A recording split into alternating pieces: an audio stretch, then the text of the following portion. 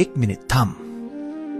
आत्ता या क्षणी तुला असं वाटतंय ना की फोन स्विच ऑफ करावा, बॅग भरावी आणि कुणालाच न सांगता इथून खूप लांब निघून जावं. कर्जाचे हप्ते, लोकांच्या अपेक्षा, ऑफिसचं राजकारण आणि घरातली रोजची ओढाताण, या सगळ्याचा आवाज तुझ्या डोक्यात इतका वाढलाय की तुला आता फक्त शांतता हवीये. तुला कुणाचाही सामना करायचा नाहीये.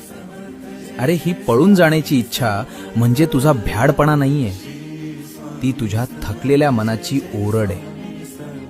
पण तू पळून जात नाहीस का माहितीये? कारण जेव्हा तू असा विचार करतोस तेव्हा तुला तुझ्या माणसांचे चेहरे आठवतात आणि तिथेच तू स्वतःच्या इच्छांचा गळा घोटून पुन्हा उभा राहतोस. जो माणूस स्वतःचं दुःख गिळून दुसऱ्यांसाठी थांबतो तो जगातला सर्वात मोठा योद्धा असतो.